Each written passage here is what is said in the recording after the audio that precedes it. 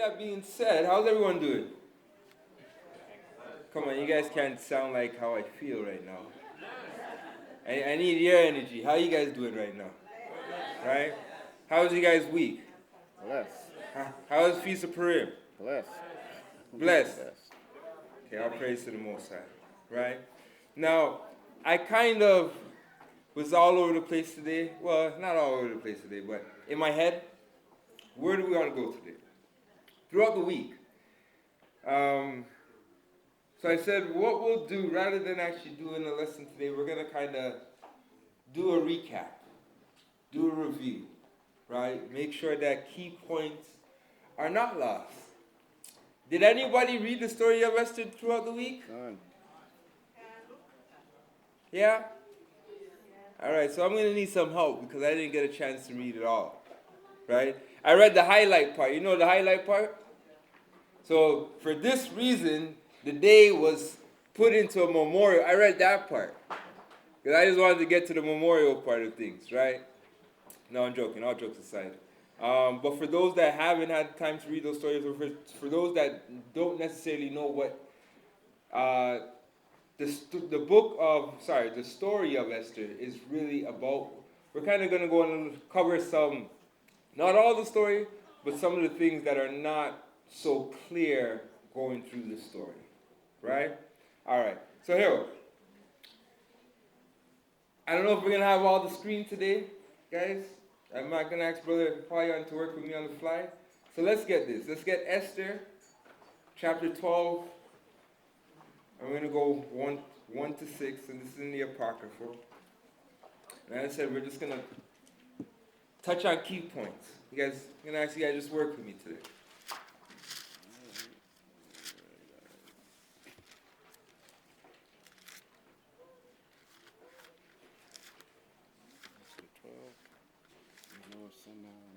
It's in chronological order on the Easter day. So, everyone can find chapter 12, everyone's probably saying it's kind of all over the place, Deacon. I know the book of Esther.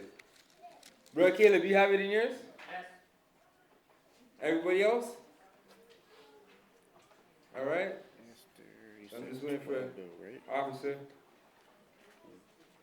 You just want to follow up here. Okay. Just follow up here. All right. All right, so we are in the book of Esther, chapter 12, reading 1 to 6. And Mordecai took his rest in the court with Bigthan and Teresh, the two eunuchs of the king, and the keepers of the palace.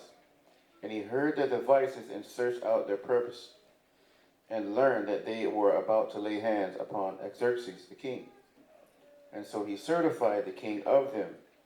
Then the king examined the two eunuchs, and after that they had confessed it, they were strangled. And the king made a record of these things, and Mordecai also wrote thereof. So the king commanded Mordecai to serve in the court, and for this he rewarded him. Howbeit Haman, the son of Hammedatha, the Agagite, who was in great honor with the king, sought to molest Mordecai and his people because of the two eunuchs of the king. Right. Now, this can kind of go over some people's head. But we see here, Mordecai, minding his own business, he was there with the two eunuchs. He heard them conspiring to kill the king. Mordecai, just doing the right thing, shed light on the scenario that was about to take place. Now, as Mordecai just doing the right thing, because by the law we're supposed to do the right thing. You know something evil, he brought it to knowledge. But by him doing the right thing, Agag sought, and I'm just going to read it as it is, sought to molest, to cause him harm. Right? Now, everybody, who is Haman, the Agagite? Who is he? Yeah. He was an Amalekite. Thank you, guys. Just making sure everyone understands who he is. Now, for those that don't know who Amalekites are, let's kind of go in. And let's go 1 Samuel chapter 15. God. 1 And we're going to go 15. We're going to go 1 to 5. All right.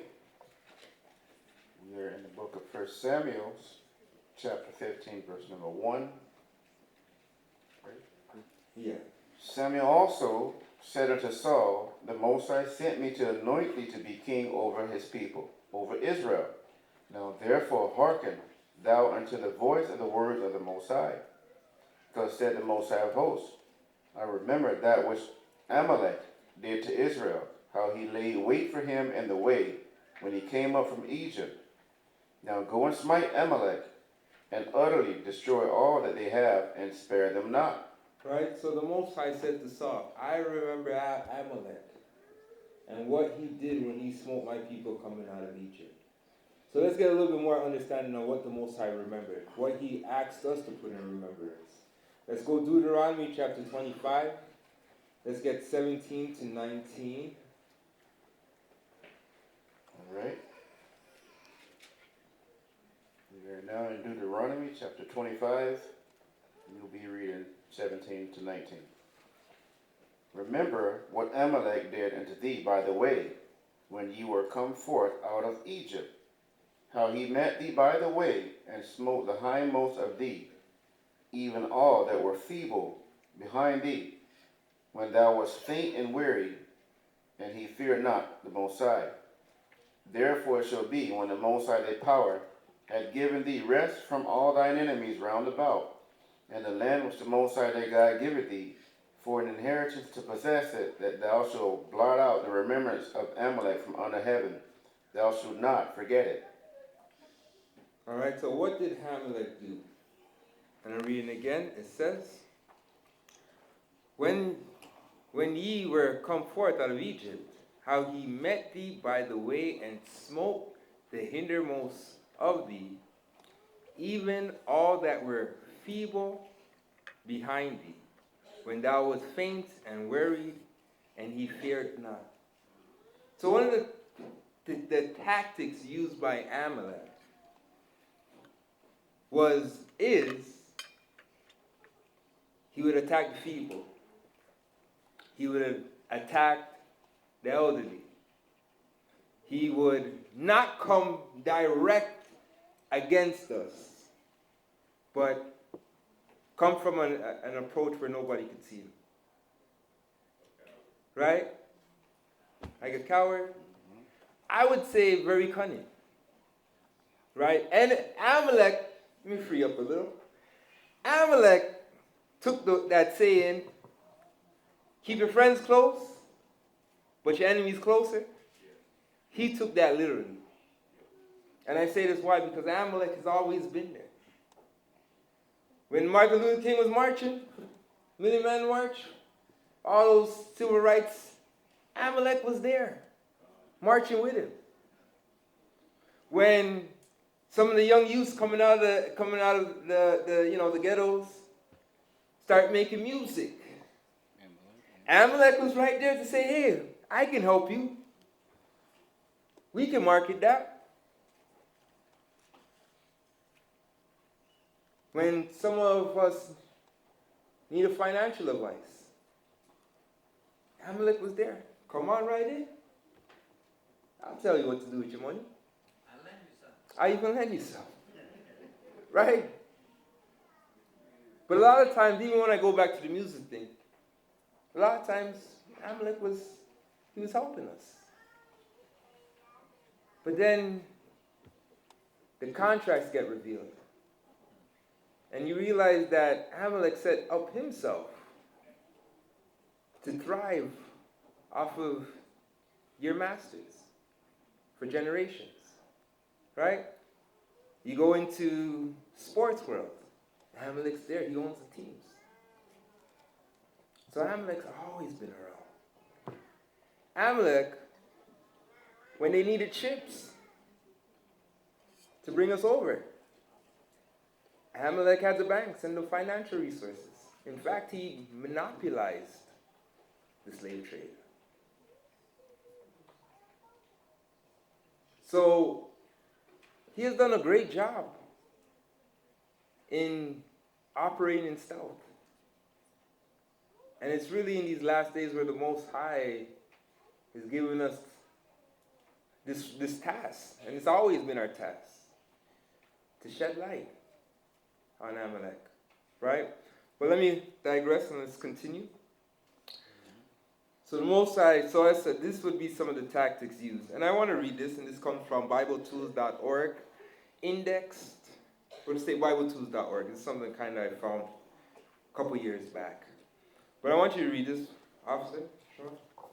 Good. Says these accounts relate to the sort of trickery, terrorism, and underhandedness that the Amalekites seem to use perpetually. Right? So the way how Amalek would operate, be like a terrorist, a lot of trickery. Go on. One can only conclude that these tactics are passed from generation to generation. Right? So not only Amalek operated like this, but his children also would copy this type of, I'm going to say, this type of warfare. Right? Go on. Becoming a hereditary trait. The Most High has recorded these episodes to indicate to us how Amalek historically treats Israel. If a confederacy is formed against Israel, the Amalekites will be a part of it. Right? And if there's a confederacy, if there's a conspiracy against us, believe it or not, Amalek's part of it. Now the hardest part about it, as I said, we saw everybody but Amalek. Right? We saw the oppressor. But a lot of people didn't see Amalek as the oppressor. In fact, we saw Amalek as God's chosen people. That's how I show you how skilled Amalek is in his deceit. But let's continue. And they will be eager to use any means to bring her down. Right? And they will be eager by use any means to bring her down. That her is Israel. Let's go back to 1 Samuel chapter 15. Let's get 7. Book of 1 Samuel chapter 15. I'm going back. Picking up at verse 7. And Saul smote the Amalekites from Havilah until thou comest to Shur, that is over against Egypt. And he took Agag, the king of the Amalekites, alive, and utterly destroyed all the people with the edge of the sword. But Saul and the people spared Agag, and the best of the sheep, and of the oxen, and of the fatlings, and the lambs, and all that was good, and would not utterly destroy them, but everything that was vile, and refused, that they destroyed utterly. Right? So we know that Saul, Most High called Saul to annihilate Amalek. Now, Saul, rather than hearkening on to that word, he chose to spare Agag. Now, we can look at this, especially today, how we've been a little bit softened up. Us men, we're not men of war. Let's keep it real. Right? We're praying the Most High give us that when it's the time, we're fighting a spiritual battle, and we still need that courage on this battlefield, right? But we know we're not men of warfare. So, an objective like that, we need everybody. Women, children, that can sound like, Most High, that's a lot. But let's fast forward and see where we are today. And can we say that the Most High knew what he was speaking about when it came to Amalek? No, we're not saying all Amalek is bad. But we understand the chiefs. Right? Because the thing is with Amalek is that, if you go 5-year conversion, you could become Amalek too. You could become part of, the umbrella as well. But we understand the chiefs, those who know who they are, who they really are. The Most High, they understand the battle that they waged against us, right? But let me go back. Go on. Then came the word of the Most High to Samuel, saying, It repented me that I have set up Saul to be king, for he has turned back from following me and had not performed my commandments. All right, so let's stop there, right? Let's go back to Esther, right? So we see Agag came from the Amalekites. The Amalekites were the sole enemies of Israel. Right? When it comes to all the children of Edom, if anybody inherited the hatred, it was Amalek. Right? Now, let me ask you guys, who's Amalek today?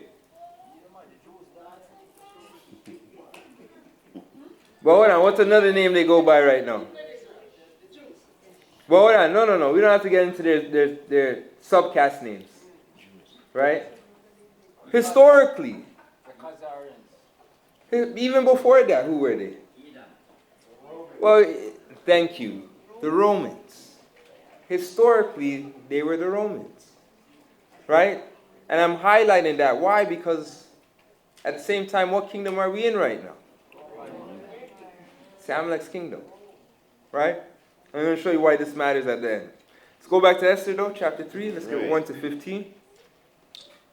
Esther chapter 3, verse 1. After these things did King Xerxes promote Haman, the son of Hammedatha, the Agagite, and advanced him and set his seat above all the princes that were with him. And all the king's servants that were in the king's gate bowed and reverenced Haman, for the king had so commanded concerning him. But Mordecai bowed not, nor did him reverence. Then the king's servants, which were in the king's gate, said unto Mordecai, Why transgressest thou the king's commandment? Now it came to pass, when they spake daily unto him, and he hearkened not unto them, that they told Haman, to see whether Mordecai's matters would stand, for he had told them that he was a Jew. And when Haman saw that Mordecai bowed not, nor did him reverence, then was Haman full of wrath. And he thought scorn to lay hands on Mordecai alone, for they had shewed him the people of Mordecai, wherefore Haman sought to destroy all the Jews that were throughout the whole kingdom of Xerxes, even unto the people of Mordecai. And the first month, that is, in the month Nisan, in the 12th year of King Xerxes, they cast pur, that is, the lot, before Haman, from day to day, and from month to month, to the 12th month, that is, the month Adar. And Haman said unto King Xerxes, There is a certain people scattered abroad and dispersed among the people in all the provinces of the kingdom, and their laws are diverse from all people. Neither keep they the king's laws, therefore it is not for the king's profit to suffer them. If it please the king, let it be written that they may be destroyed, and I will pay 10,000 talents of silver to the hands of those that have the charge of the business to bring it to the king's treasuries. And the king took his ring from his hand and gave it to Haman, the son of Hammedatha, the Agagite, the Jews' enemy. And the king said unto Haman, The silver is given to thee, the people also to do with them as it seemeth good to thee. Then were the king's scribes called on the 13th day of the first month, and there was written according to all that Haman had commanded unto the king's lieutenants, and to the governors that were over every province, and to the rulers of every people of every province, according to the writing thereof, and to every people after their language, and the name of King Xerxes was it written and sealed with the king's ring. And the letters were sent by post into all the king's provinces to destroy, to kill, and to cause to perish all Jews, both young and old, little children and women, in one day, even upon the 13th day of the 12th month, which is the month Adar, and to take the spoil of them for a prey. All right. Now, let me make this point here. Or better yet, let's get here. Let's make the points here. I said we're going to go off script, but let's make the points here. Right? So we see Haman having a problem with Mordecai. What did he put in place? What do we see Haman put in place? He put in laws that would equal our death. Right? Highlighting that. He made laws that will equal our death.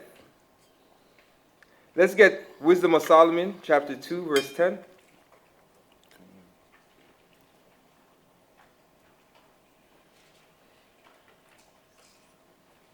In the book of Wisdom of Solomon, chapter 2, verse number 10. Ready? Yeah. It says, let us oppress the poor righteous man. Let us do what? Let us oppress the poor righteous man. Go on. Let us not spare the widow, nor reverence the ancient gray hairs of the age. Let our strength be the law of justice. Let our strength be what? The law of justice. Go on.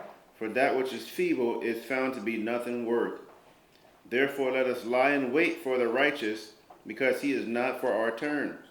And he is clean, contrary to our doings. He upbraided us with our offending the law, and objected to our infamy, the transgressings of our education. He professed to have the knowledge of the Most High God, and he called himself the child of the Most High. He was made to reprove our thoughts.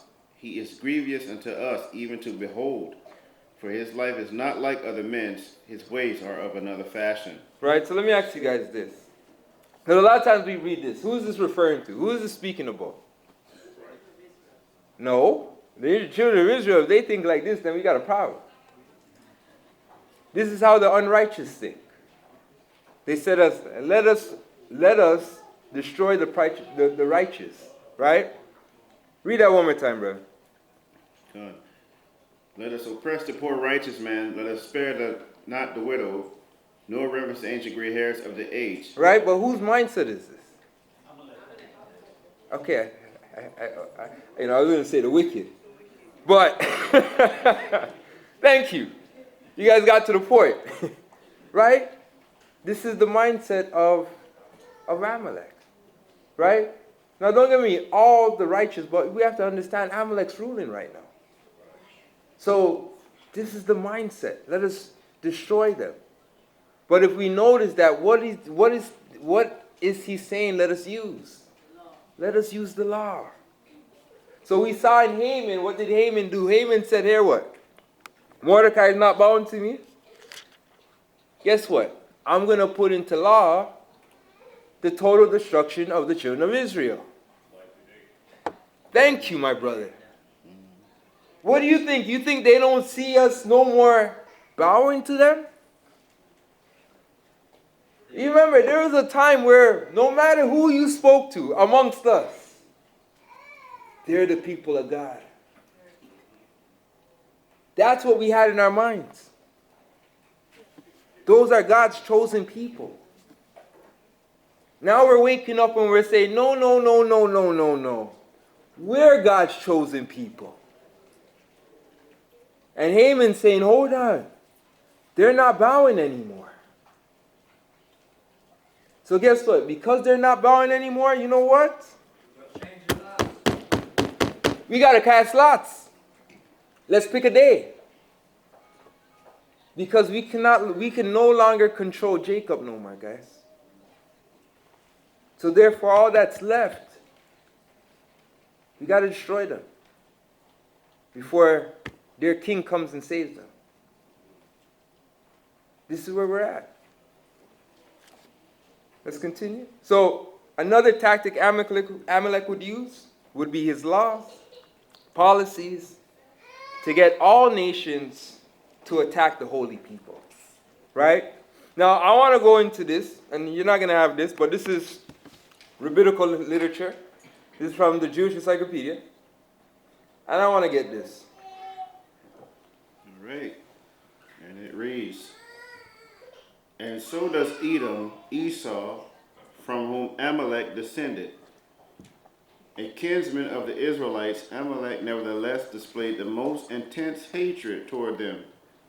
He inherited Esau's hostility to his brother Jacob. When other nations hesitated to Hold on. So when other nations hesitated, said, let's leave them alone. Go on. When other nations hesitated to harm the Most High's chosen ones, his evil example induced them to join him in the fray.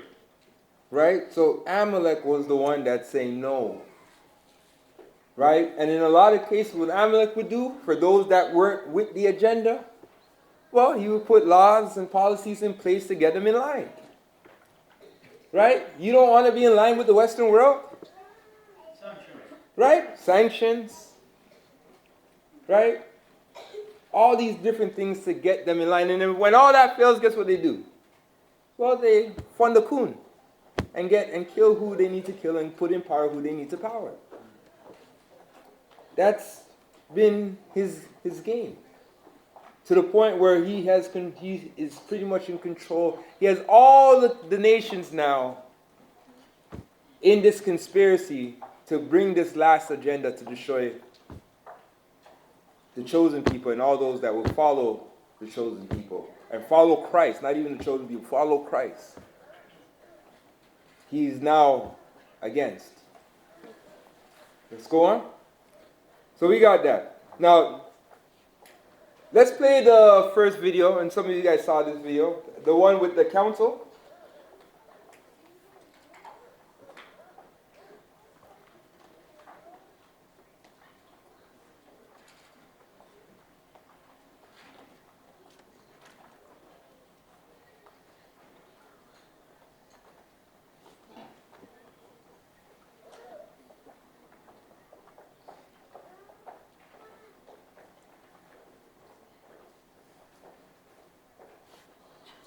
You guys bear with him. I gave him these things on the fly.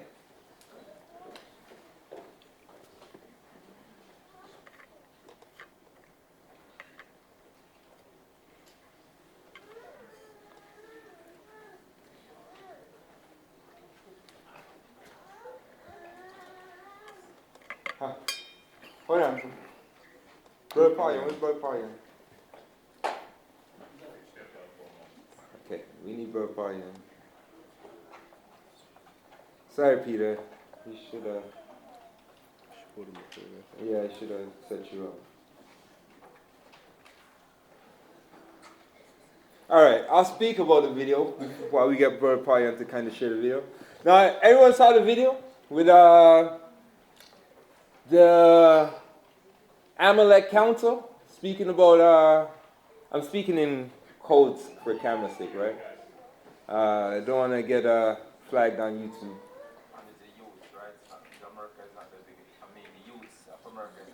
Yeah, so what did they say in that video for those that never saw the video? So in the video they said the biggest threat of the Amalek community is the young blacks community. Right? There you go. Let's play the video.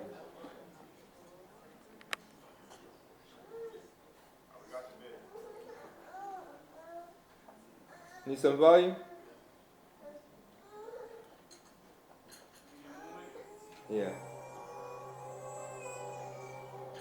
I had last week dinner, sit down dinner at my house.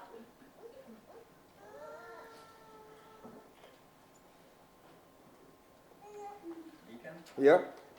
Just Right. what this is happening. Yeah. You know, Amalek is still changing the laws today, making new laws to adapt to new situations. You know? He does that continually. I mean, Khan.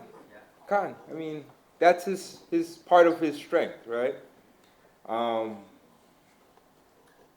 right, let's get this video. The major problem of Israel is with the young generation of the black community. Black Lives Matter starts there.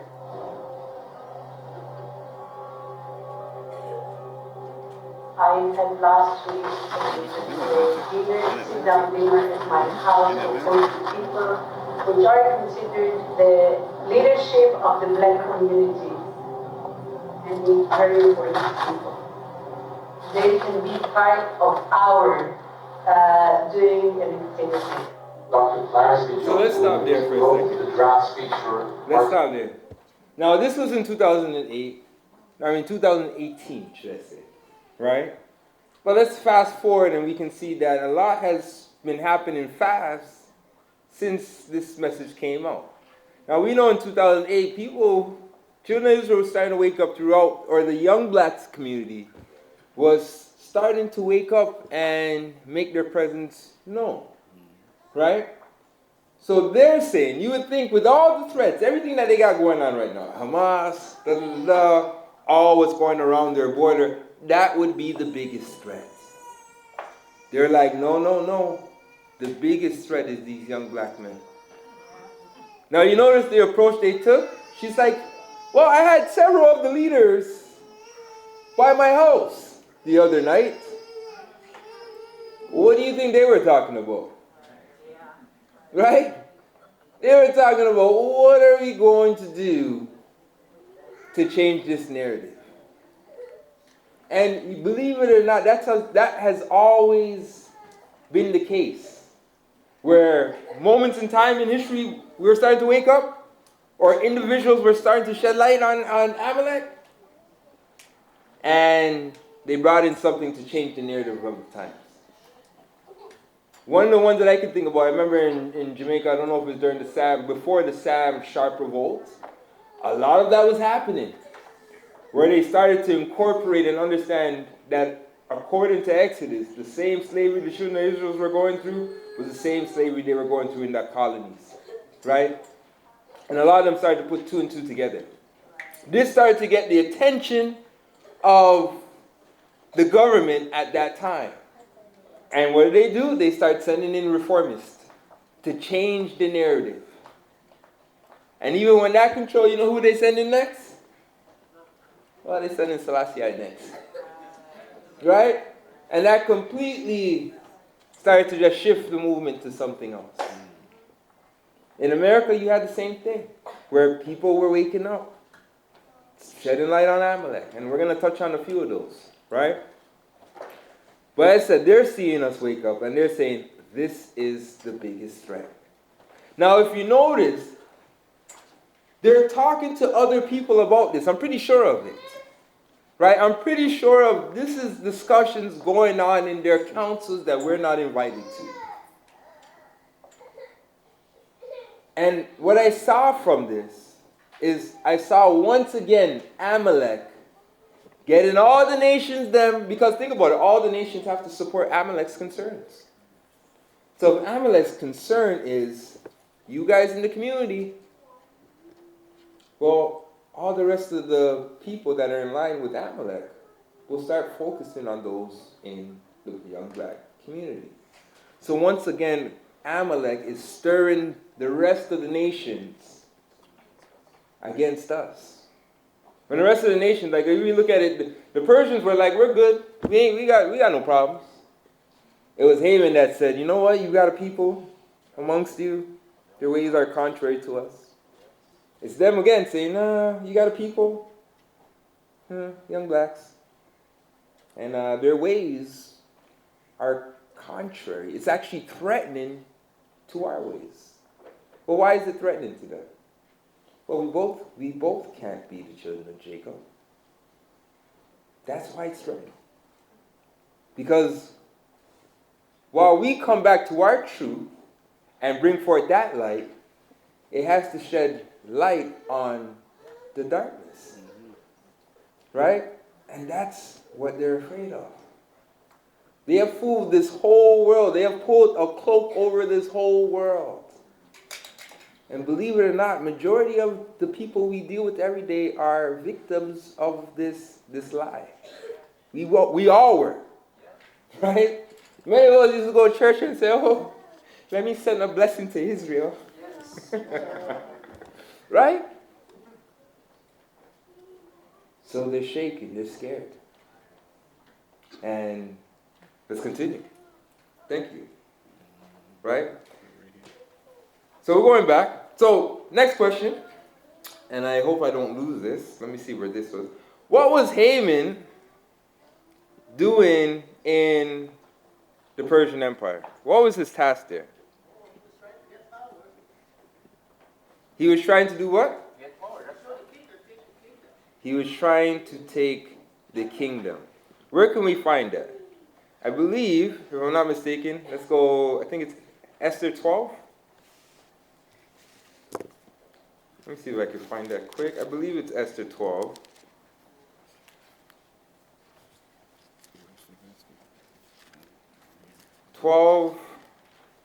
Verses 10. Let's make sure. Let's make sure. Because I have the chapter, I have the verse. Huh? Verse 10? 12 verse 10? Okay. Okay, so hold on. What I did is I wrote down the verse and forgot the chapter. So, only me. um,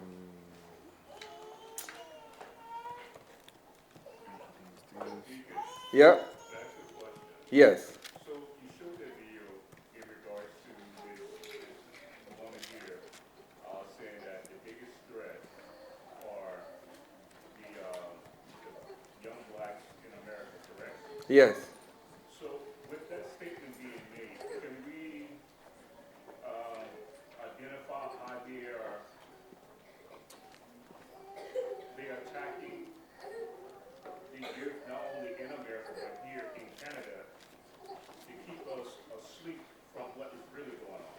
For example, you see whether it be on social media or the news, it's this uprise of men against women. Okay. I'm following you. Sorry. You know, the men against women movement that is being so broadly put out here. Yeah, we are annotated. These Check your other annotation. agendas are going on Mhm. where they're really trying to destroy God's people, but they put these other camouflage things up there before. Give us an example, just for time's sake. Well, as I stated, the Me Too movement, which calls now, if me as an employer, I have to move gracefully how I speak to a female when her performance is beneath the policy that is put there. Okay. So you're saying all these policies they put in place. Well, I mean, I'm going to look at other policies they probably put in place. And we touched on some of them. No man in the house policy. Well, I was going to get there, but I'm looking at it for it's like, because the first thing that I know, me coming from the States, the first thing they said, oh, you pulling a race card. Mm-hmm. But then I go to the workforce, where is it that the employer now is beginning to see that there's certain things you can't say to the woman. Where her performance, like for example, if she's working in a healthcare professional field and she has long fingernails, well, you know that can't be if you work in a healthcare field, but he has to move carefully how he address that.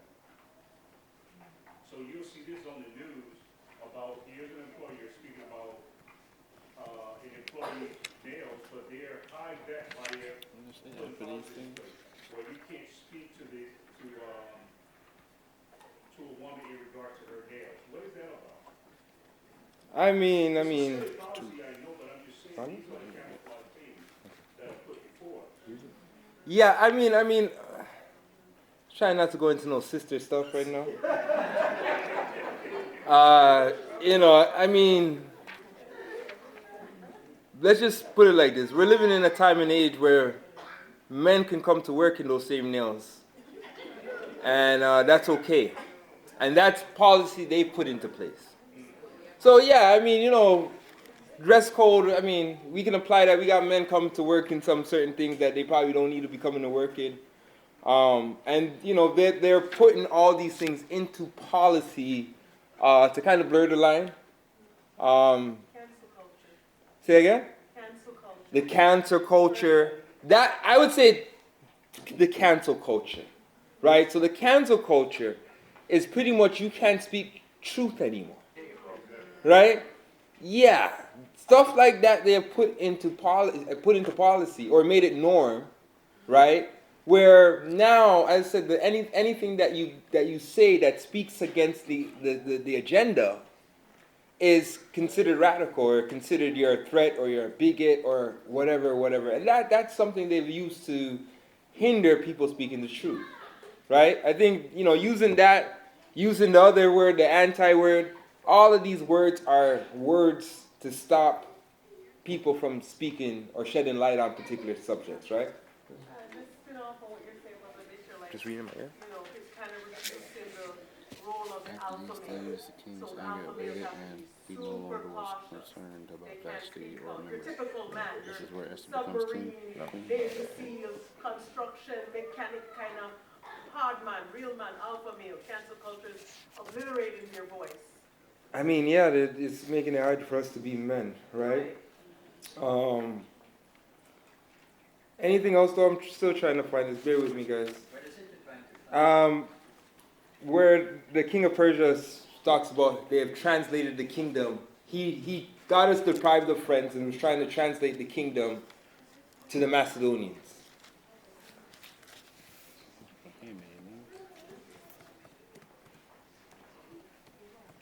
And I will find it. Give me a second, guys.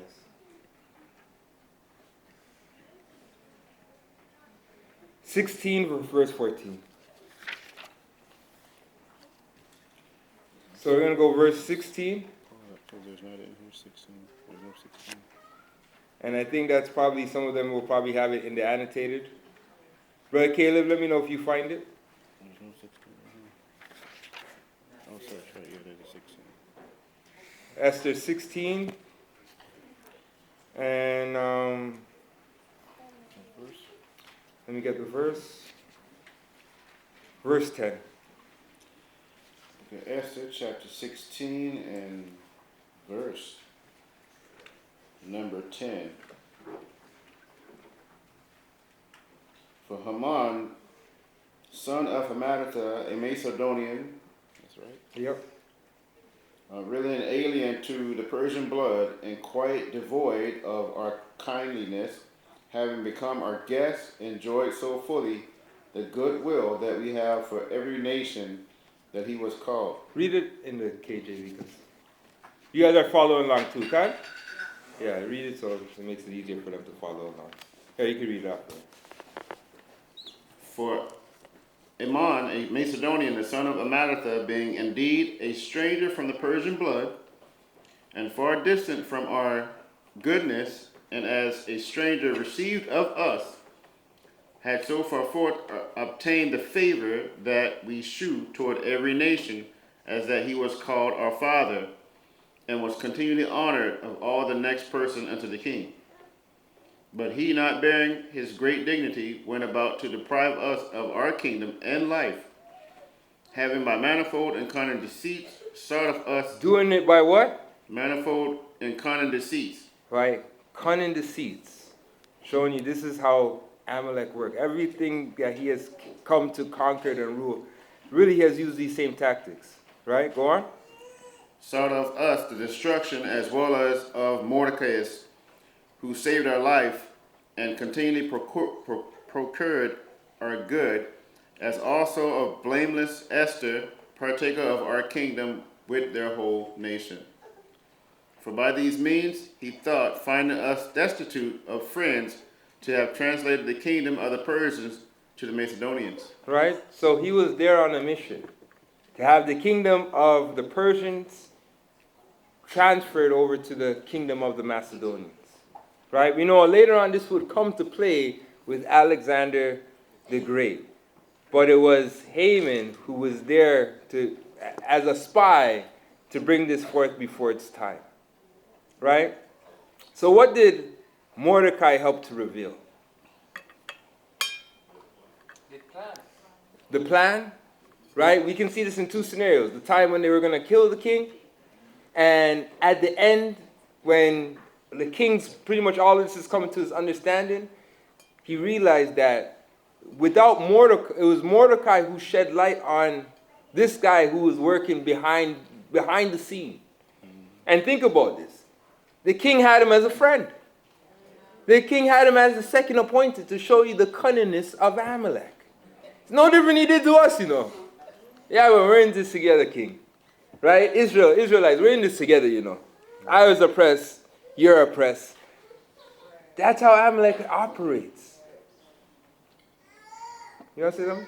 Yes. To back up what you're saying there, there's a series on Netflix about Alexander the Great. I think everybody should watch that, because what you were saying right there, when Alexander's father died and he rose to be king and he's going to go conquer our nation, one of the first things he did was the Persian Empire. A lot of the Greeks were aligned with that empire. And he would go there, actually, and when he captured any of those men, he would kill them, because he called them traitors. But the point he was trying to say about Haman, who was put there as a spy, they also had Grecian, who was in the Persian Empire. exactly doing that exact same God, I thing. mean, they still know after Haman is the one spy that get caught. And then even to this day, right? What do you think all these intelligent agencies are really about? Right? CIA, FBI, all of these things, they still, or let's say CIA, they still operate to infiltrate, spy, and bring about Haman's or Amalek's plan. So now, you know, where we read in Esther, it was the one, they know they had agencies doing this. Right? It's part of their warfare. It's part of their tactic. And they're great at it. Right? Now, the problem is that when nobody else can see them, we can see them. That's what the Most High has given us. When nobody else, when Amalek's hiding, think about this. Amalek get lost for so long that the whole world is saying, where's Amalek? You know, remember that book back in the days you used to have, Where's Waldo? Yeah, man, that was Amalek. And look through all the people on the board, you had to look to find Amalek there in the white sweater with the glasses on. Oh, you got me. Right? That was Amalek. Because Amalek, let me tell you, Amalek has mixed in with Japhet. So you got some Amalek who's Japhet. Amalek has mixed in with Saudi Arabia. So you got some Amalek that are in with the Saudis that look, what's the word? Saudi Arabian or Arab, right? So you know he's been pretty much doing a great job, and then when it's all failed and done, Amalek gets plastic surgery and changes his name. And then now you're really screwed because guess what? In some of your favorite movies, like Hollywood, right? We know who's behind that, right? And really Hollywood is, you know, if everybody knows, Hollywood was that stick they used to cast spells. Mm-hmm. And through Hollywood, they have cast a spell on the whole entire world, Amalek. Right? But going back to my point, I kind of lost the point there.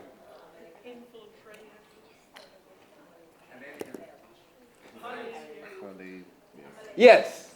When all fails, plastic surgery, he hides himself, right? My thought will come back to me. But the point that I'm really highlighting is the fact that with all that hiding he's been doing, we've always been able to spot out Amalek and tell the rest of the world that this is Amalek. Whether or not the rest of the world wants to hear us or not, whether or not even we want to hear those of us that were shining light on Amalek, even that, we heard it and didn't really take anything of it. Nowadays, when it happens, they already have something to kind of, this person's crazy. We don't need to listen to that person, right? But it's hard for them to do that. Why? Because so many people are now shedding light on Amalek, right? So what did Mordecai help to reveal? Let's get 2 Thessalonians chapter 2, verse 3.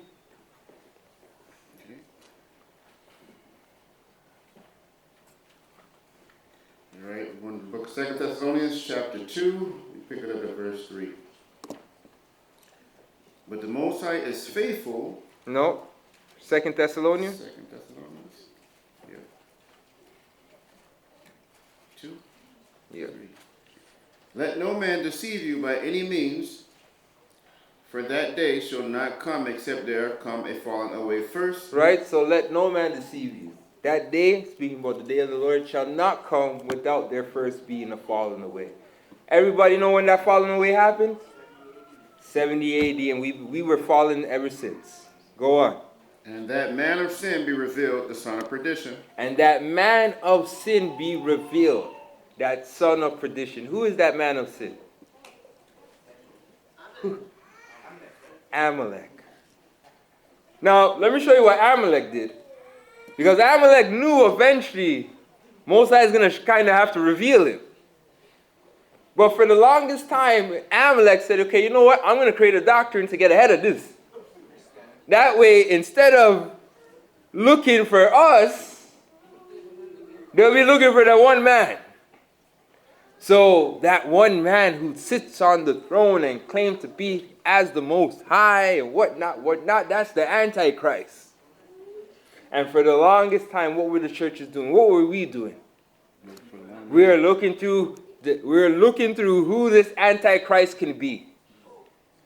And if you went as far as me, I'm telling you, I went into Nostradamus. Nostradamus is telling me he could be this figure. It could be Saddam Hussein. It could be Bin Laden. Could have been Hitler. Right? They leave you that. They bring you somewhere else. You know, no matter who it is. It could be it's Trump. It's this figure. You know what I mean? They always led us throughout this time. It's Mussolini. It's looking for this man of sin. And many of us, we were thinking, even when we read it. I remember when I came into the truth and I was sharing some what I was learning with another group. They knew who children of Israel are and whatnot. So, we were speaking and whatnot. And I was talking about, they brought me to, I was like, there is no Antichrist. The rapture, went into all of that and whatnot. And they brought me to the scripture. Read the scripture for me again. God. Let no man deceive you by any means, for that day shall not come, except there come a falling away first, and that man of sin be revealed, the son of perdition. Go on. Who opposes and exalted himself above all that is called the Most High, God, or that is worshipped, so that he, as the Most High, sitteth in the temple of the Most High, showing himself that he is the Most High God. Right? So for a long time, I'm like, they used to read that, and I used to be like, I ain't got no answer for that. Who is this one guy that shall sit in the throne of God, claiming to be God, exalting himself amongst God and whatnot? And for the longest time, many of us were trumped. We knew there wasn't one guy, but we just never understood who this was talking about. But read verse 4 one more time.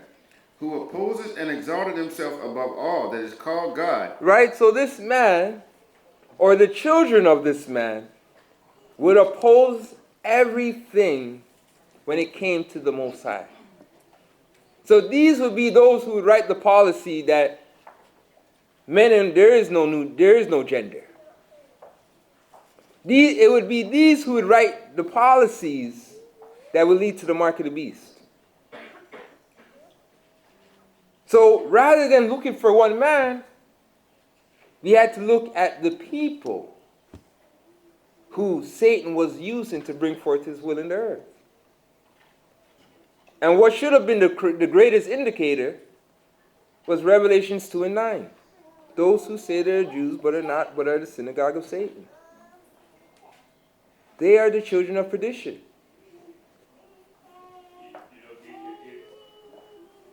Knowing what I'm hearing now, I can see why a lot of us are confused. Because me coming up in the church that I came up in, we were taught that a falling away was those who left the SDA church. Yeah. So, hearing that now, I'm laughing within myself. Because that's what as long as I can remember that, if you fall away from the SDA church, this is what that text is talking about. So that's why it's so difficult for a lot of SDA to leave, because they said it's going to be a falling away. So they think that if I leave, I'm going to be lost. Okay. And as I said, many of us took the scripture and thought, I thought, by the time the man of sin was revealed, I'm in the clouds, waiting 7 years of tribulation to come down back with Christ after that. You know what I mean? So we were all misled. Sorry. Yes.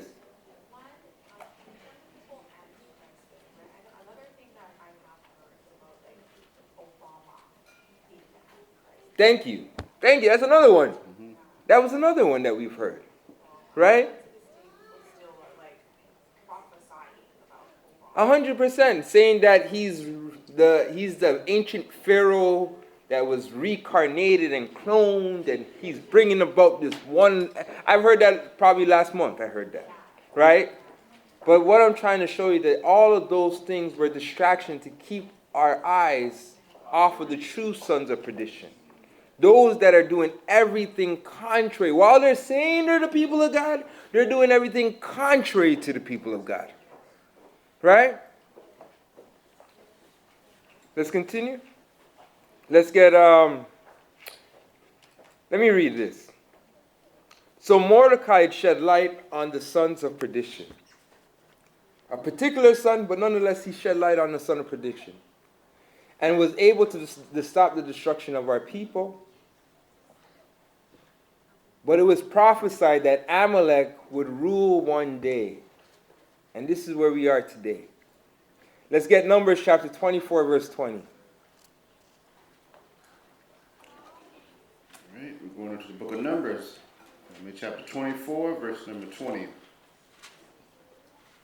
Yeah. And when he looked on Amalek, so when Balaam looked upon Amalek, go on. He took up this parable and said, Amalek was the first of the nations, but his latter end shall be that he perish forever. Right, so Amalek would one day become the first of the nations. But after that, he will be destroyed. So even though Mordecai stopped the destruction for that time, even though he put an end to Haman, well, Haman's people are now ruling. And the agenda has not changed. As I said, they've had the meetings, they're watching, they cast the lots, they picked a day for the destruction of the chosen people. Now, there have been others who have also shed light on the son of perdition here in our time in Babylon. And I'm going to name a few of these. Now, there's so much, but I'm going to name a few of these. Khalid Muhammad. You guys ever heard of Khalid Muhammad? I know you heard of Khalid Muhammad. Let's play the video of Khalid Muhammad and show up Khalid Muhammad trying to shed light. Trying to show light on Amalek.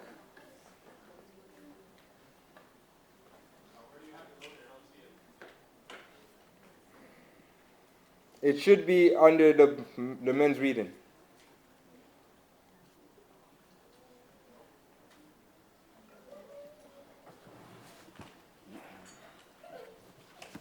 Take my computer.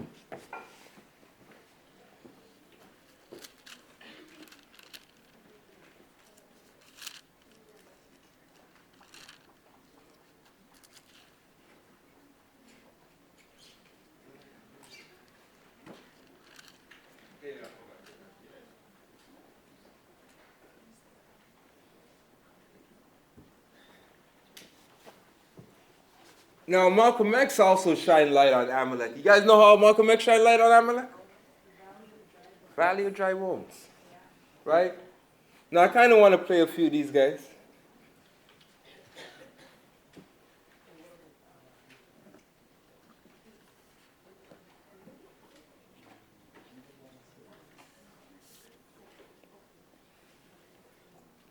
Oh.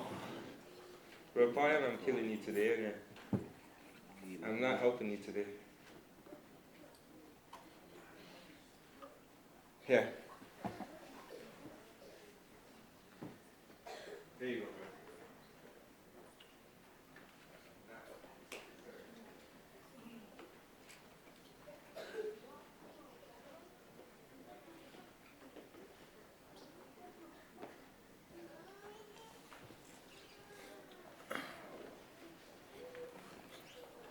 So you got Khalid on the Donahue show? On the Donahue? Not sure.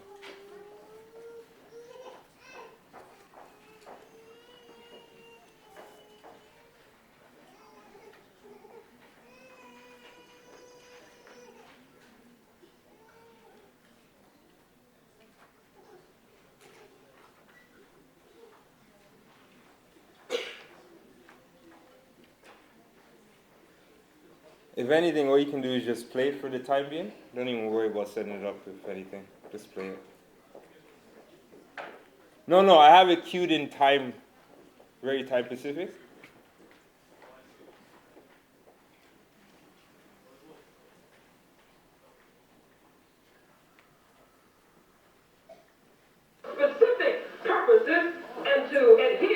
So this is Khalid Muhammad. To make a distinction because the Jews have indeed caused hell all over the world.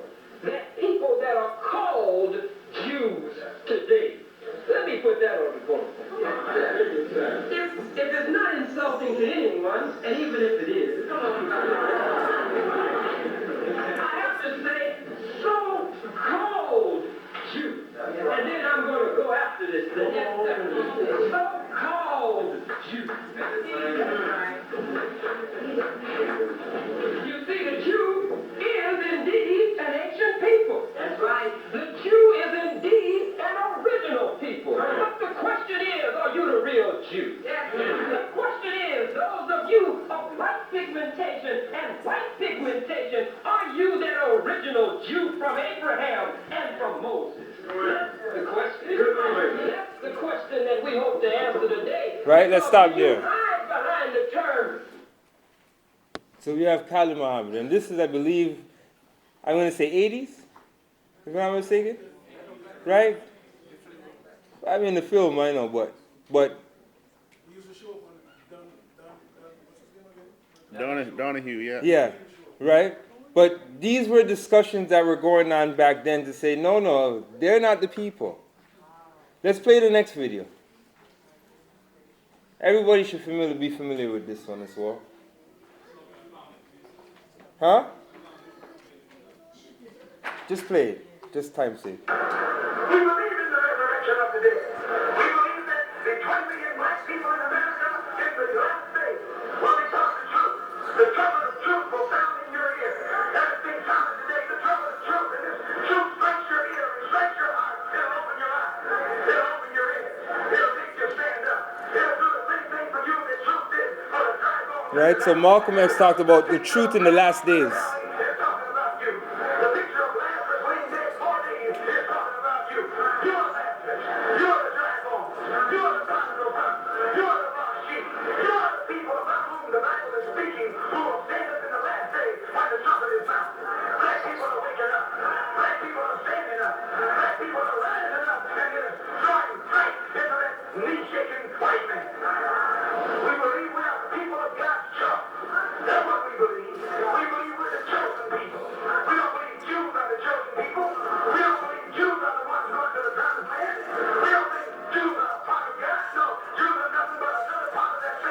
And we can stop there, bro. Now I'm just highlighting this. Not everything that, for instance, he says throughout those things, we believe. But we understand that Malcolm was saying these things, what, in the 70s? Right? It wasn't the time of the awakening yet. But what he was doing, he was shedding light. He was revealing the man of sin. And it was before any of us can really comprehend what he was doing, what they were doing. And these men, I'm going to say just like Mordecai, was shining light on that invisible hand. But unlike Mordecai, these brothers paid that price with their lives. Right? They didn't get the same end that Mordecai did.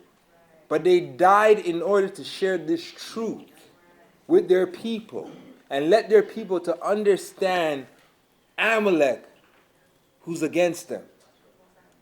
Right? Let me get back my computer up so I can get back on page.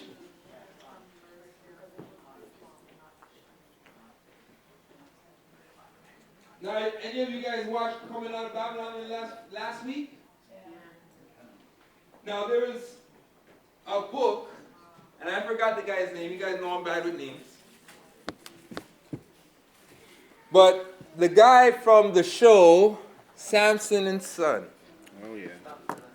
Stanford and Son. Stanford and Son. All I remember is, oh, my heart. That's all I remember. I used to watch that with my dad. Right? But the elder went into his book. I don't know if you guys got to catch this. And in his book, and he wrote this book in the 90s, I think 98, no.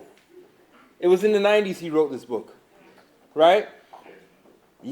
Desmond, what's his last name, Wilson or something like that? think it is what it is. Right? Now, in this book, he says that black people, we have a moral responsibility to teach the people about God.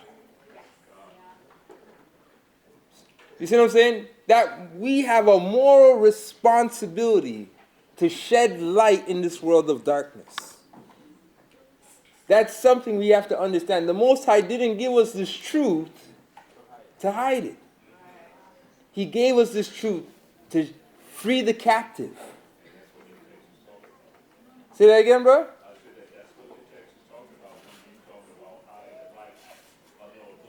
Yes. He was talking to us that we need not to hide the light, because if you, I can only speak coming from the States, that old Negro that was singing that song, it lit up the room. But what it mainly did is, it pointed us to our God. Come. And what happened is that the greed of our pastors in the South, with Amalek help throwing that money to them, it turned their eyes away from the message that's supposed to be taught. Come. I mean, and I speak boldly coming from the Seventh Day Adventist Church Power. The message was so strong of us being the people that need to turn to our God, but over time I'm seeing how things have changed. Con, absolutely, absolutely. And you know, to some degree, the powers that be had to control it, and it wasn't the time, right? So we get that. But what I'm just trying to show is that all these men took that same stance to shed light to their people, shed light on Amalek, and really prophesy what the Most High had for his people. Right? Because Malcolm X hit it. He says, I believe in the end days that there's going to be a spiritual awakening, and we are here living it and seeing it. You see what I'm saying? And we're seeing that the powers that be, they're on, what's the word again? They're on hyperdrive or warp speed in order to bring about what they're trying to bring about. Right? So I said, let me read this. So as the children of Israel, we have a responsibility to shed light on the children of darkness. Right? Let's get Esther, going back to Esther. And we're going to go chapter 11. We're going to go 2 to 12. All right, so we got the book of Esther, chapter 11, picking up at verse number 2. And the second year reign of Xerxes the Great, and the first day of the month, Nisan, Mordecai the son of Jair, the son of Shimei, the son of Kish, of the tribe of Benjamin, had a dream, who was a Jew and dwelt in the city of Shushan, a great man, being a servitor in the king's court. He was also one of the captives which Nebuchadnezzar the king of Babylon carried from Jerusalem with Jeconiah king of Judah. And this was his dream. Behold, a noise of tumult with thunder and earthquakes. Right? So before everything happened, the Most High showed Mordecai in a vision pretty much what's about to take place. Right? And that's what the Most High does. The Most High will always show his prophets what he's about to do in this earth. He'll always show his servants what he's about to make unfold in the earth. He'll never leave us without any direction or without any understanding about what's about to take place here on the earth. Right? So here we see the Most High doing that to Mordecai. Go on. Behold, a noise of tumult with thunder and earthquakes and uproar in the land, and behold, two great dragons came forth ready to fight, and their cry was great. At their cry all nations were prepared to battle, that they might fight against the righteous people. And lo, a day of darkness and obscurity, tribulation and anguish, affliction, and great uproar upon earth. And the whole righteous nation was troubled, fearing their own evils, and were ready to perish. Then they cried unto the Most High Power, and upon their cry, as it were from a little fountain, was made a great flood. Right? From a little fountain was made a great flood. Please make a mental note of that. A little fountain became a great flood. Go on. Even much water. The light and the sun rose up, and the lowly were exalted, and devoured the glorious. Now, when Mordecai, who had seen this dream and what the Most High had determined to do, was awake, he bare this dream in mind, and until night, by all means, was desirous to know it. Right? So Mordecai is receiving the vision. He hasn't gone through the scenario to make sense of it all. Right? And to some degree, I mean, you know, we've experienced that where we've gone through something, Most High showed us something, but we don't understand it till the end of it. Maybe not to this degree where we got a vision. Some of us, but, you know, not on every case we get it like this. But we have the prophets, and we have read the visions they have received.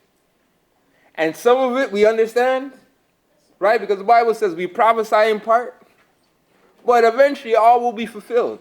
Right? That little, you know, the parts where we get wrong, eventually that will come to its full understanding. So a lot of things we still got to go through in order for us to fully understand what the Most High was saying in those scriptures, so to speak. Or the Spirit still has to be, we still have to receive it through the Spirit in order to understand the parts that we still have to uncover. Okay? And I believe that has been happening throughout the years. None of us saw COVID. But when COVID happened, guess what? We started looking. And then eventually we said, okay, hold on. The serpent shall sting a fifth of mankind. And I'm like, okay, that's COVID. We get it now. Right? We understand the poisonous venom that will hurt a large percentage of men that we can read in Revelation. We understood now. But it was during the time when it was happening where we were able now to understand real time what's happening. Right? Let's continue though.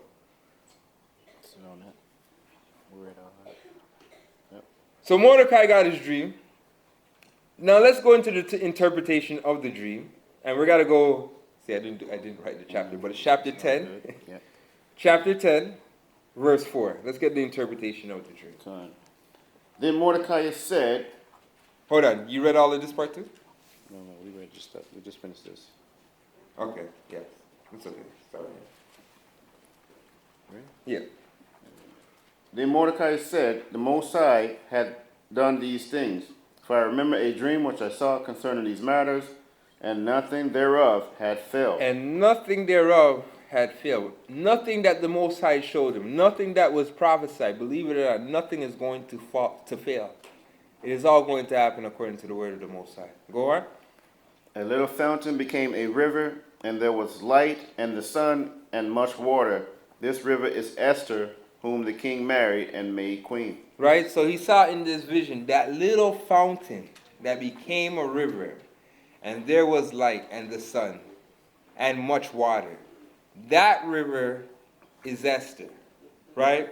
Now, what I'm not going to do is I'm not going to take away from his interpretation. But one thing I want you guys to understand is that there's nothing new under the sun. What was done shall be done again. So I'm looking at this story and I'm showing you guys that it's happening one more time. And this is going to be the final one. Right? So Esther, she was the river. So let's write this down. The river is Esther. The river is feminine. You guys with me? Right? The river is feminine.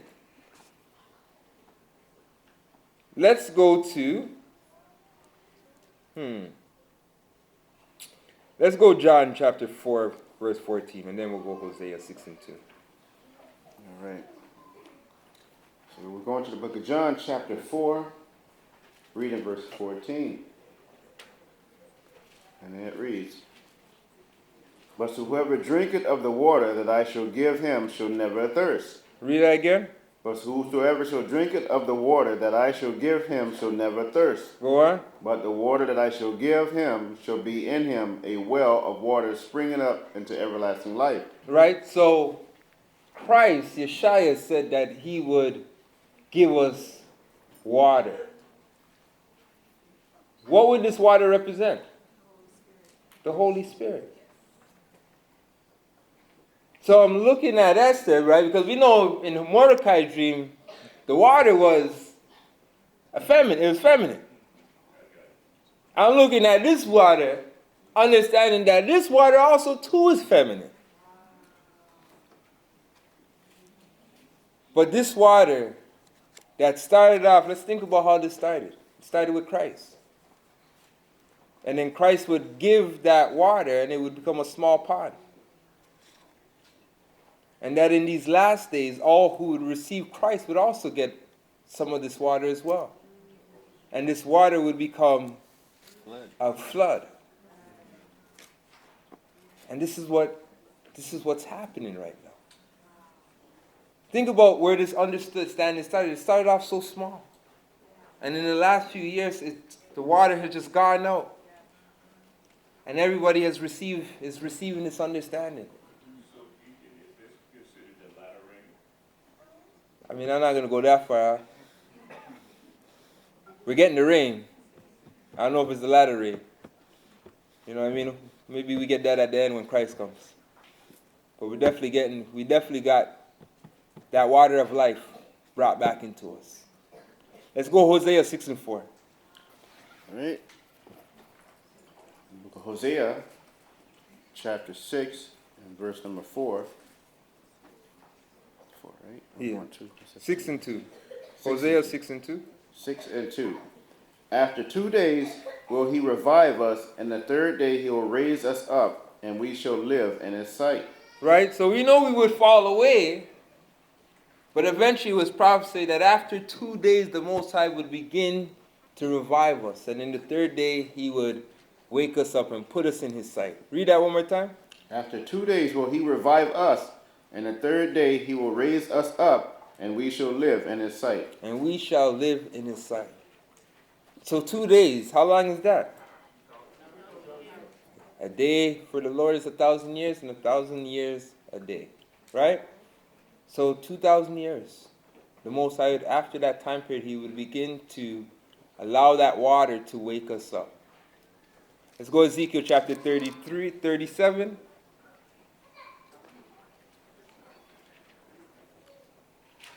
And I kind of want this to kind of marinate for a little. Let's start from verse 1. We got time. Come. All right. Ezekiel 37, verse number 1. The hand of the Lord was upon me, and carried me out in the spirit of the Most High, and set me down in the midst of the valley which was full of bones, and caused me to pass by them round about, and behold, there were very many in the open valley, and lo, they were very dry. And he said unto me, Son of man, can these bones live? Right? So this is after the 2 days. Because let's think about it. We fell away. Amalek's ruling. Amalek pretty much has conquered us. Right? And has kept us really, really close to him, especially Judah. Kept him right by his neck. Eventually Amalek, according to Psalms 83, took crafty counsel to hide us, that the name of Israel be not remembered no more. So we lost who we were. We were what the Bible calls spiritually dead. Go on. And I answered, O Most High Power, thou knowest. Right? So Most High, so Ezekiel's looking at us and seeing our condition, and Most High says, can they live again? And Ezekiel's like, only you know, Most High. Because what I'm seeing is nothing but destruction. These people have been destroyed. They have been nothing but a prey for Amalek. Go on. And again he said unto me, Prophesy upon these bones, and say unto them, O ye dry bones, hear the word of the Most High. Thus said the Most High Power, unto these bones, behold, I will cause breath to enter into you, and ye shall live. And I will lay sinews upon you, and will bring up flesh upon you, and cover you with skin, and put breath in you, and ye shall live, and ye shall know that I am the Most High. Right? And this is what the Most High allowed that water to do, to breathe upon us, to bring back life upon us. Go on. Give us back our understanding. Everything that we've started to lose, we would start to regain again.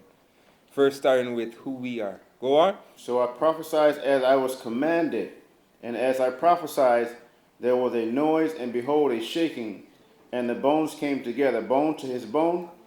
And when I beheld, lo, the sinews and the flesh came up upon them, and the skin covered them above, but there was no breath in them.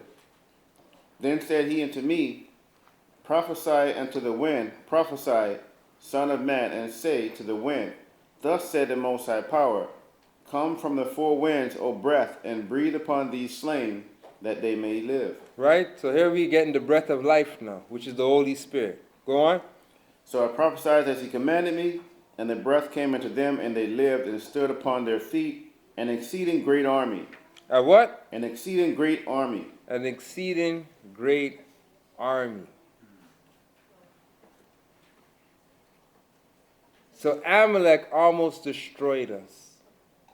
But with the help of Christ and the Most High, sending us the Holy Spirit, sending us that everlasting water, we were revived. Let's go back to chapter 10. Yep. Verse number 7. Verse number 7. So we're back in the book of Esther, chapter 10, verse number 7. And the two dragons are I and Ammon. Right? So two dragons that were about to fight. Right? One Mordecai, one Haman. Go on. And the nations was those that were assembled to destroy the name of the Jews.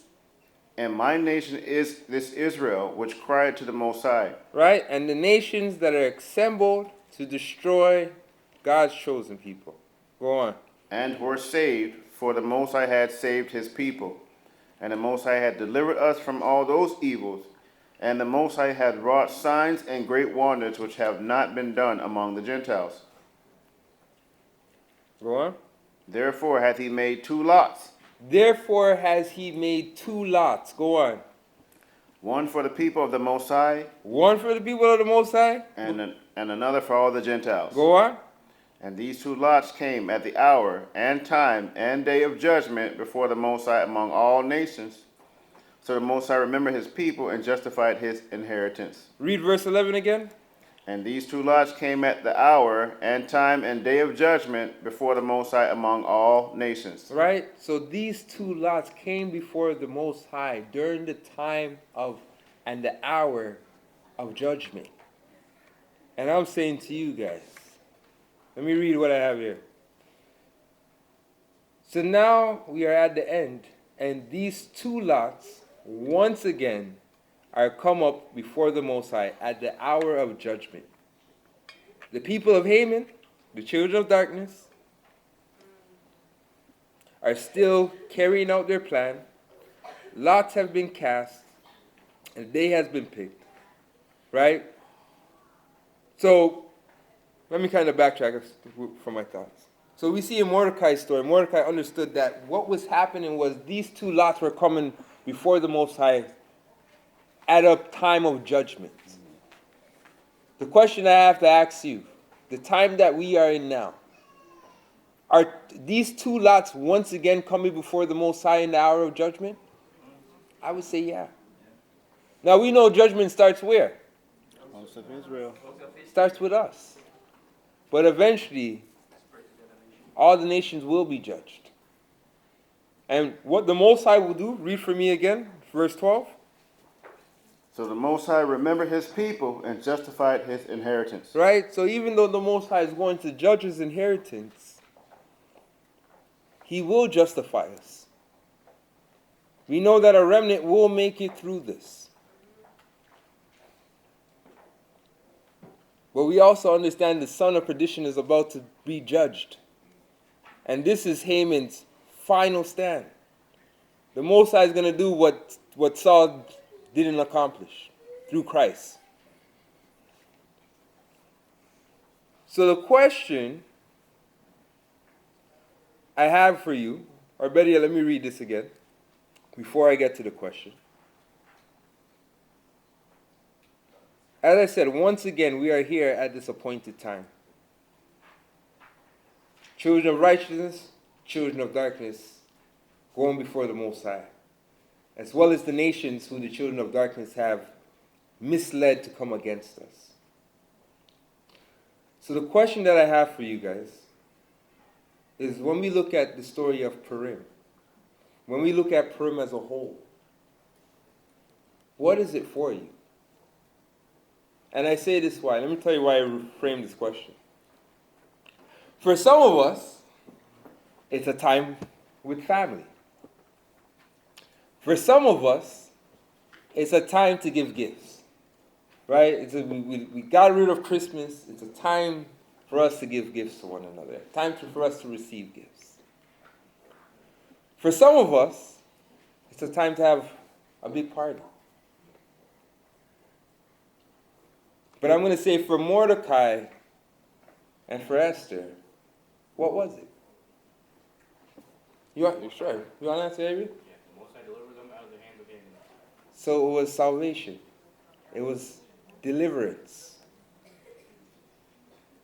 And I'm highlighting that. Why? Because with all those different things that are part of it,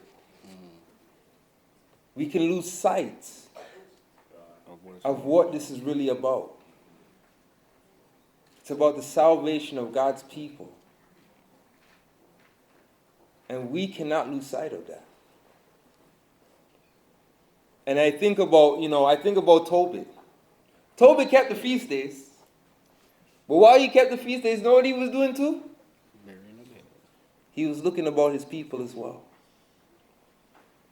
He was saying, we're going to keep the feast days. But guess what? How can I help somebody as well? So we can never forget our people. We can never forget about all those that are looking for righteousness. Not just you know what I mean? Talking about all those that are looking for righteousness. And when I say our people, it's not just black people, guys. Christ says, I have sheep that are not of this fold. So we still have other sheep that we still have to go out and shed light to let them understand that they are the light. Because guess what? Haman, his folk is destroying them as we speak. So please, family, let us not lose sight of the mission. Because if we do, then these things just become like the things we left behind, tradition.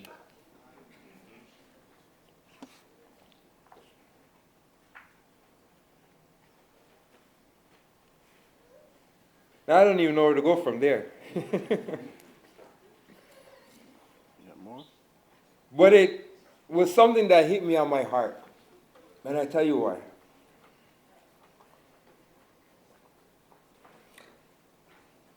You know, during this week, I had a lot of time to speak to a lot of people, been hearing a lot of suffering. And from spiritual attacks to people wanting to know more about God, like it's just been so much. And I realized we're needed right now. We need to stand up in these last days. We need to go on out and give the one gift that all people need. And that's the truth. That's something that we need to package and sell and give. And I'm telling you guys, if we can do that, like, I'll share this. And I'll end off here. So, like I said, this week was a little bit tricky. Had some stuff going on and whatnot. Got past that and whatnot. So I come home from work. And I'll end up with a story. I just said that, right, brother? Yeah. I know. Bear with me, guys. So anyways, someone knocks the door, and I think it's my wife. So, you know, I just opened up the door. Just, come on in. Because sometimes she'll knock the door because she has stuff in her hand. So I opened up the door. Come to find out, it definitely was not my wife. So I'm there now. I'm like, okay. Clearly, I'm like, why did I answer the door? Like, you know, one of those things. So I said, okay, let me not be rude. Let me hear, what the person is trying to sell me. You already have your guards up, like someone trying to sell me something, whatnot. So basically went into, they're telling their story, saying, it's health products, healing comes from the earth. You got to be careful what you're eating and whatnot. And basically they were selling me a pamphlet on healthy eating. So once I heard, healing come out of the earth and whatnot, I'm like, okay, you're speaking my language. Let's talk some more. So, they're going through now. I'm at this point, I'm like, okay, let's, and I said this respectfully. Let's get to the point now. And what I'm really saying is, we know, say it's money. Let's get to the money now. Right? Let's get to the money right now. Because I was at the point, let me tell you guys. And it was a young Jamaican sister. So I was encouraged. I said, you know what? She's trying to do something positive. She's going out talking about healthy eating, and also talking about the Most High as well. I think she was SDA, and they have the campaign where they go from house to house, right? So when she's going there, I was at the point where I'm like, okay, here was this. I don't know if I'm going to buy anything, but I'll give you $50 just to leave me alone right now.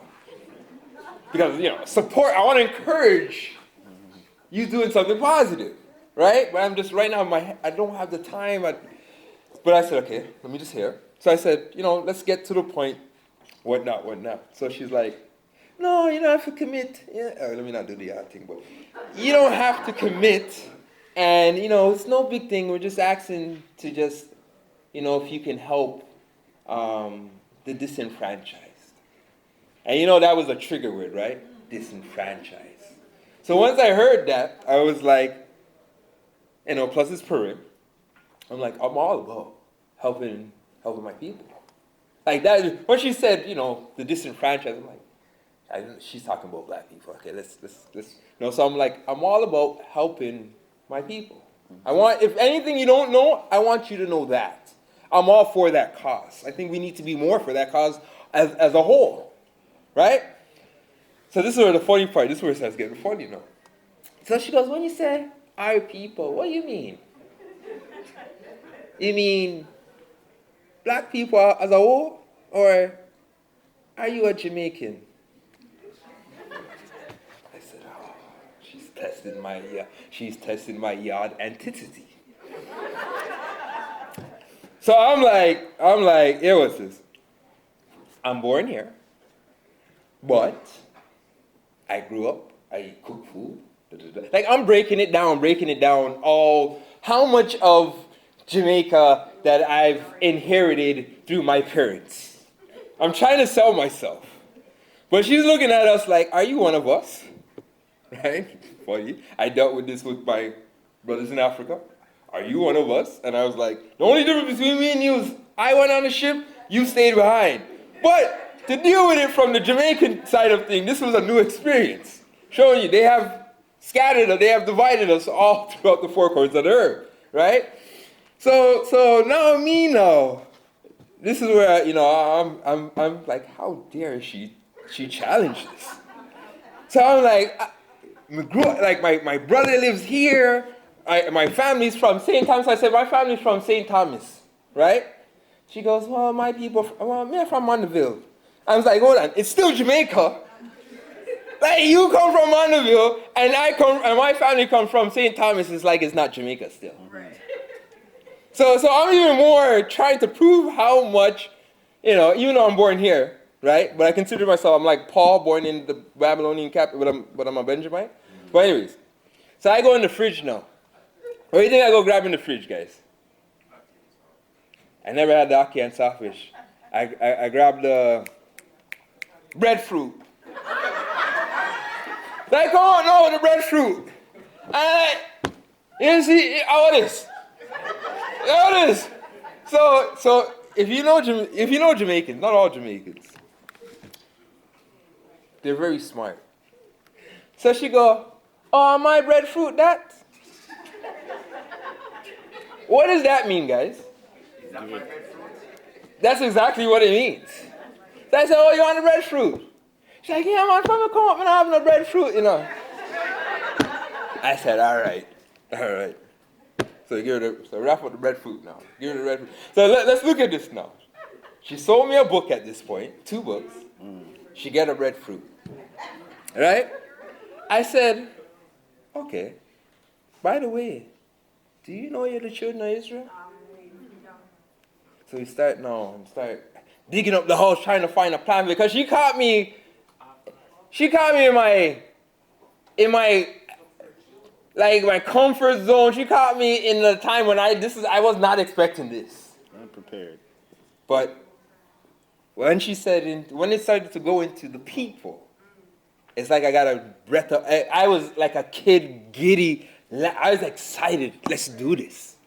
So I grabbed the Apocrypha, I grabbed the book, and I started going in the Apocrypha, say, hey, the original KJV Bible, it had the Apocrypha in it. And I go, you're children of Israel. I go, think about this. It's from yard music, garnet silk, I sing this, I sing that, I'm breaking it down with her. Tutu, I said, hey, what? All the Apocrypha. Give her the book. Talk somewhere.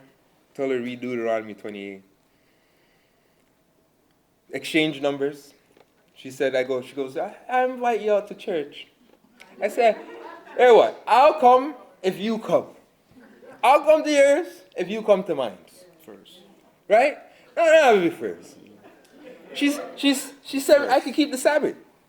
I could go there under the cloak of this. If it was Sunday, it'd be a little bit trickier. Okay, yeah. Right? So I said, all right. Left there. She goes, you sound like a pastor. So you know me now. No. That's what I'm saying. Right now, I don't want nobody to see me right now. So I said, no. I'm just a servant of the Most High. She goes, oh, I like that. So I give her the YouTube. I tell her, I said, check out GOCC. I said, check out, you don't really have to check out Toronto because you're going to see too much of me. So go look somewhere else.